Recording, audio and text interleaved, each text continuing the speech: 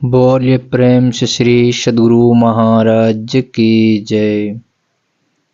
परमाराध्य गुरुदेव का प्रवचन है महर्षि में ही सत्संग सुधा सागर से। सुमिरन से क्या होता है, विषय है सुमिरन से क्या होता है। प्यारे लोगों, सुमिरन से सुख होते हैं, सुमिरन से दुख जाए। कह कबीर सुमिरन किए, साईं माही समाए। राजा राणा राव रंक बड़ा जो सुमरे नाम। कह कबीर सोई पीव को, जो सुमरिए निकाम। नर नारी सब नरक हैं, जब लगे देह से काम। कह कबीर सोई पीव को, जो सुमरे निकाम। सुमरन से मन लाइए, जैसे दीप पतंग। प्राण तज छिन एक में, जरत न मोड़े अंग। सुमिरन से मन लाइए, जैसे नाद कुरंग। कह कबीर बिसरे नहीं, प्राण तजे तहि संग। सुमिरन से मन लाइए, जैसे पानी मीन। प्राण तजे पल बिछुड़े, सत कबीर कहि दीन। सुमिरन का अर्थ स्मरण करना है। तरह तरह से सुमिरन या आदि किया जा सकता है। सुमिरन करने से क्या गुण, क्या फल होता है, सो भी कहा। सुमिरन से सुख होता है, दुख भाग जाता है, अंत में परमात्मा मिल जाते हैं। राजा रंक कोई हो, बड़ा वही है जो सुमिरन करता है। धन में बड़ा हो, प्रतिष्ठा में बड़ा हो, जाति में बड़ा हो, किंतु सुमिरन नहीं करता हो तो परमार्थिक दृष्टि से वह बड़ा नहीं है। फल सहित होकर जो भजन करता है वह ठीक नहीं, जो निष्काम होकर भजन करता है वह परमात्मा को पाता है। जैसे घर से सभी चीजों को निकाल देने से खाली जगह बच जाती है, उसी तरह हृदय से सभी फलाशा छोड़ देने पर हृदय में केवल ईश्वर रह जाएंगे। संसारिक सभी इच्छाएं को छोड़ दो और भजन करो तो परमात्मा मिल जाएंगे। एक राजा की बहुत सी रानियां थी। विदेश जाते समय राजा ने सभी रानियों से पूछा, तुम्हारे लिए क्या लाऊं? सभी ने अपने अपनी इच्छा अनुकूल चीजें लाने को कहा, किंतु एक रानी ने कहा कि मुझे कुछ नहीं चाहिए, केवल आप कुशल पूर्वक मेरे पास आ जाइए। राजा विदेश से लौटकर आया तो सब रानियों को उनकी मांग के अनुकूल चीजें दी और अपनी उस रानी के पास चला गया जिसने कुछ मांग नहीं की थी। अब सोचिए, जिसका राजा ही अपना हो गया उसको क्या कमी रही, सभी खजाना उसी का हो गया। इसी प्रकार परमात्मा जिसके हो जाएंगे उसको किसी चीज की कमी नहीं रहेगी। सुमिरन 3 तरह से होता है।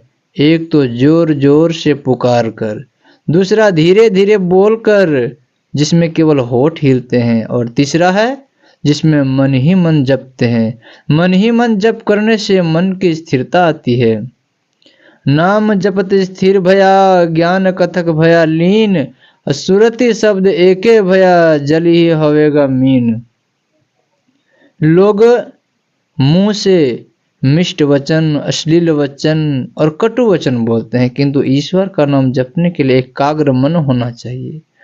बाहर क्या दिखलाइए, अंतर जपिए नाम। कहा मलौना, कहा महौला खलक से, पड़ा धनी से काम। नाम जपत दरिद्री भला, टूटी घर की छान।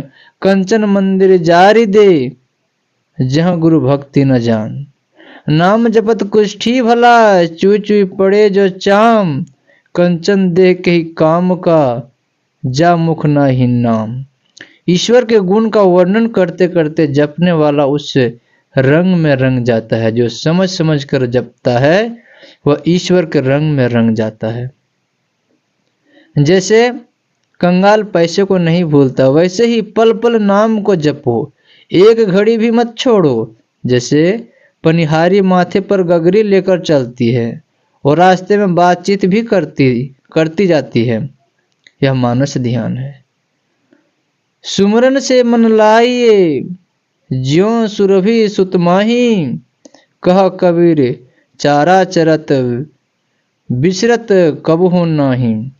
यह भी मानस ध्यान है, किंतु दोनों में अंतर है।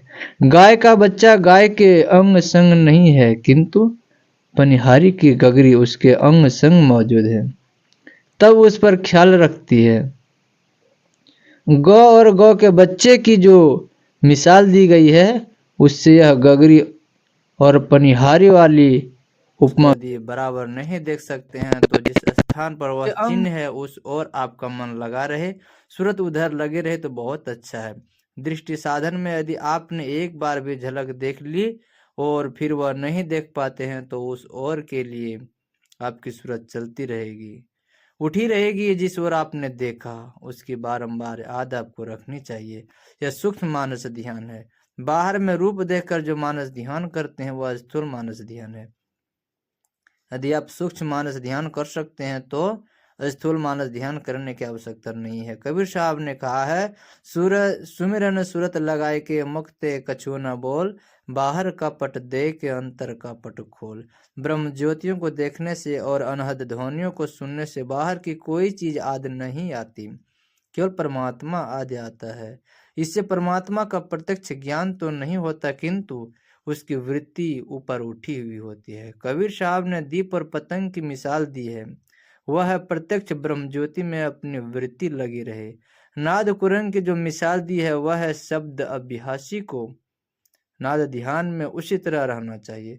पानी और मछली की जो उपमा है वह है, जैसे पानी को मछली पसंद करती है, उससे अलग करने से वह जी नहीं सकती, उसी तरह काम करता हुआ या एकांत में बैठा हुआ या बहुत लोगों में बैठा हुआ किसी भी तरह रहे, यदि उसकी सूरत उसमें लगी रहती है तो वह मछली की तरह है। दीप और पतंग में ब्रह्म ज्योति की उपमा है।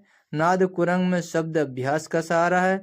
मानस जप, मानस ध्यान, दृष्टि साधन और सूरत शब्द योग सब कुछ सुमिरन के अंदर है। इसलिए कबीर साहब ने कहा है, जप तप संयम साधना सब सुमिरन के माही, कबीर जाने भक्त जन सुमिरन सम कछु नहीं।